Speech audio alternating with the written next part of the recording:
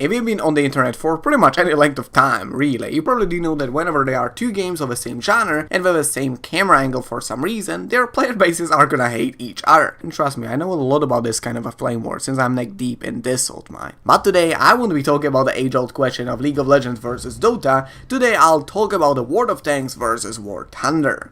Hello guys, my name is Quinn and welcome once again to a new video, and today I'll be comparing the games World of Tanks and War Thunder. Now before the video starts, I want to point out a couple of things. Firstly, the fact that I might be a bit biased towards World of Tanks. No shit, Sherlock. Like, I played War Thunder quite a bit, but I still played it considerably less than World of Tanks, so yeah, I am biased by playing War of 200mm dildos. And secondarily, I need to point out that whenever I'll compare these two games in pretty much anything, I'll give them points for it. Please do not count the points together and claim that the game A is better than the game B just because I gave it more points overall. The points are there merely for a better visualization of how much I think one game is better at something than the other, as well as how I think they fare against other games not shown in the video. These points are in no way capable of determining which game is better overall, and will be used solely as a plausible substitution in case that my crappy English vocabulary runs out of curse words to say. Either way, enough blabbling around and let's get to the actual comparison. World of Tanks and War Thunder are both games that allow you to fight on a battlefield while driving an armored vehicle. Note that this armored vehicle isn't strictly limited to being a tank. It can be, for example, a brick, or a train, or whatever the fuck is this thing supposed to be. The main thing that sets these two games apart is a different camera distance, which I can't really get used to regardless of how much I play either one of them. Just kidding. The World of Tanks goes for a much more arcade-ish playstyle where realistic stuff means only very little to nothing. You get magical spotting devices, fake tanks, penetration values that make no logical sense, and other unrealistic things added to the game just for the sake of balance. For the sake of balance. The War Thunder on the other hand focuses on a much more realistic approach. For example, instead of defeating an enemy by bringing their health down to 0, you'll have to kill all their crew members so their tank is no longer operational. You can do this by either manually killing them with shrapnel of your shells or by damaging their internal modules that will cause their tank to burn down or explode. Actually, now that I think of it, I could compare these two games in this. Give me a second. Like this and... okay. Oh, and also the ranking. There we go. Realism. If it comes to realism, the War Thunder is a clear winner. Almost everything IGN has ever added into this game was added here just to make the game feel a bit more realistic. You got tanks that actually saw the front lines of battle, maps made from real-life battlefields and almost fully destructible environment. But the main thing that caught my perfectionist eye were the physics. The physics here are just amazing. Every single tank in War Thunder feels like an actual heavily armored vehicle that weighs a good couple dozen tons, instead of being some car that just happened to get a turret mounted on top of itself. This means that even the light tanks might struggle to get about 45 km per hour off-road on the more realistic modes of a game. Oh, and while we are at that, I forget to mention that you can actually choose how much is the realism gonna kick your ass. You can either go with a slight pad on your ass or the full-on Anal Destructor 3000. That's gonna make you realize just how much you wanted to study before playing this game. The arcade battles feel almost like playing World of Tanks, except for the fact that the ground is covered in butter for some reason and you can hear Tokyo Drift playing in the background.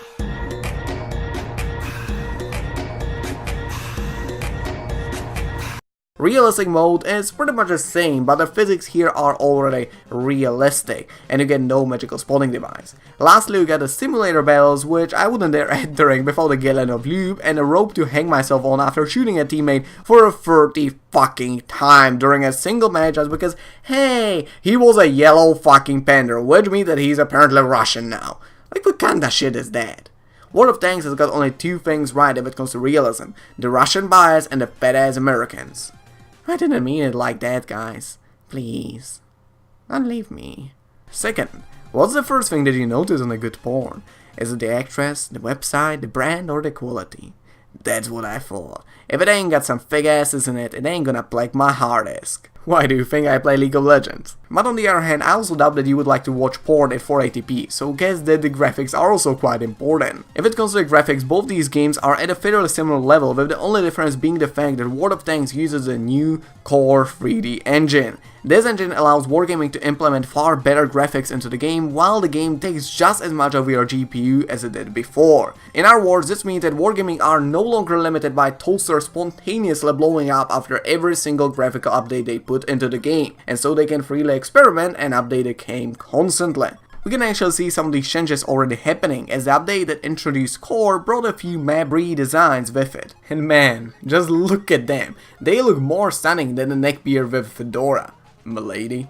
We talked about the quality, so let's talk about the quantity. Which game has more playable vehicles? Here, it kind of depends on how you look at it. War Thunder has a crap ton of vehicles, however most of the time these vehicles are just variations of other tanks with only very few differences amongst them. In some cases, the only difference being the name, or a bonus headlight.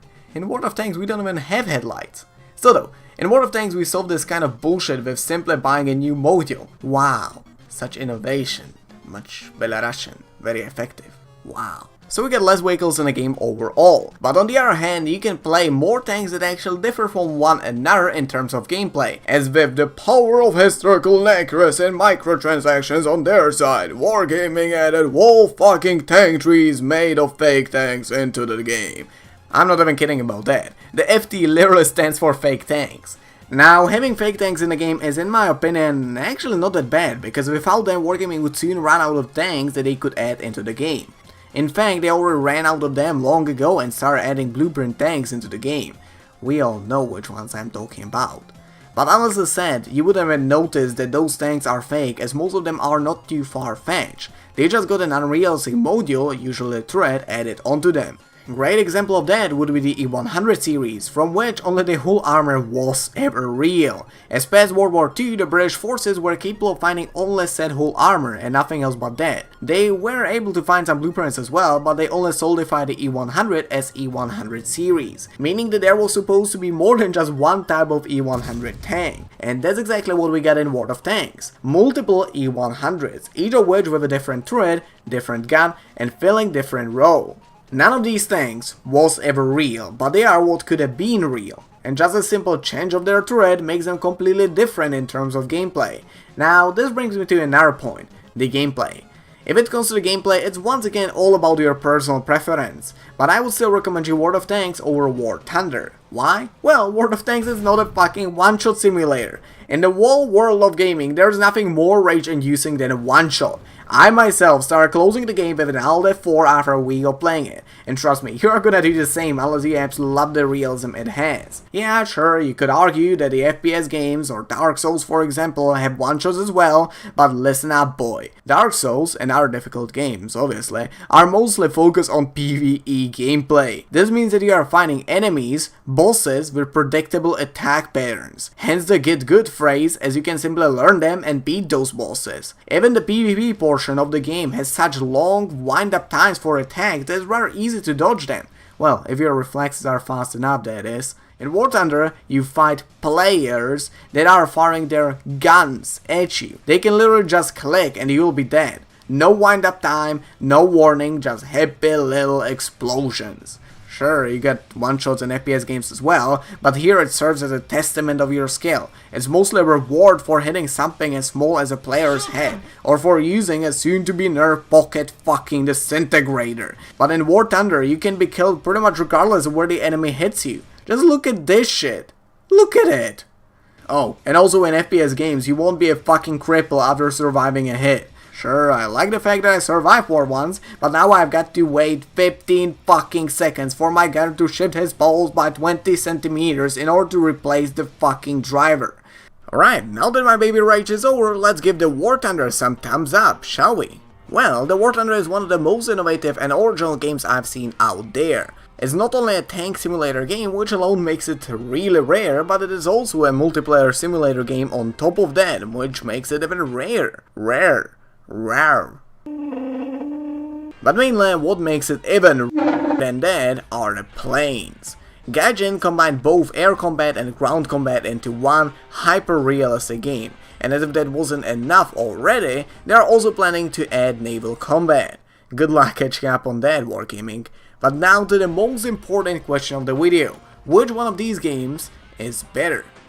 Well, neither. Yeah, I know that was quite anticlimactic and probably resulted in a lot of what the fucks from you or something like that, but if you're comparing two games together, you can't just say that one of them is better than the other one, because if it actually was better, then no one would be playing the other game.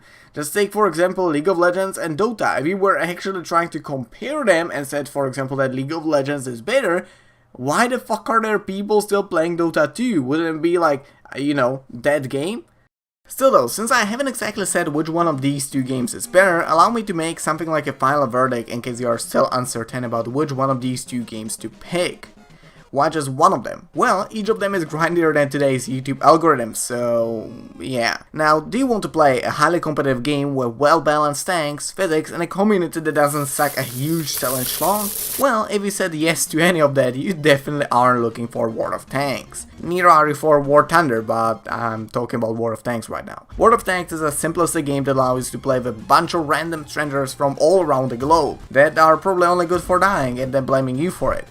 But you can also play with your friends or family, both which could have disastrous consequences, as this game is literally like Monopoly 2.0. Your table is gonna hate you for that, trust me. I fucking win! Not that you can play War Thunder with friends, you can, but in World of Tanks it's much more effective, as when they call for your help, they actually got a chance to be still alive by the time you arrive to help them, unlike in War Thunder, where they are most likely gonna be one-shot 5 times over before your arrival. World of Tanks is also a lot more competitive than War Thunder. Yeah, sure, the current competitive system sucks ass, but in my opinion it's gonna become pretty decent with just a few little tweaks. Also, I'm talking about the competitiveness as well, which, let's be real here, is absolutely unreachable without the health system. The world is also almost fully built around how well you can play the game, your skill. Sure, you can play it casually if you want, but I'm just pointing out that the skill actually matters here. Lastly, the most important thing for me, and probably even some of you, is that when you want to make videos and cinematic shots, what replay system is not a pure utter garbage.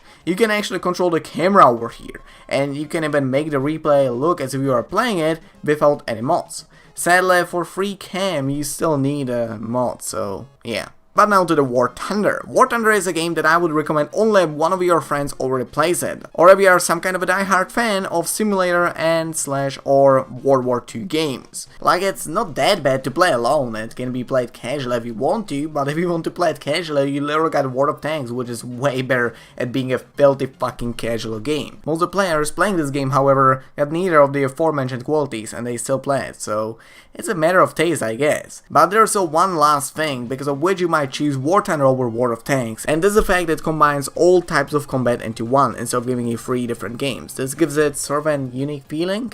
Either way, let's finish this fucking video already, since I spent like 3 weeks making it and I wanna sleep before goddamn midnight for once. Also, in case that I helped you choose one of these games to play, I'm happy, but still give the other one a try. 5, maybe 6 matches, maybe more, just to make sure that the game that you are playing is actually the one you were looking for. But still, this is gonna be the end of this video. Hope you enjoyed. If you did, give it a like, comment, subscribe, you know how it goes. Also, I'm a growing channel, so give me those subs. In case you disagreed with something I've said, comment down below so I can talk about it with you for a bit. But as I said already, this is gonna be the end of this video. Hope you enjoyed, and bye.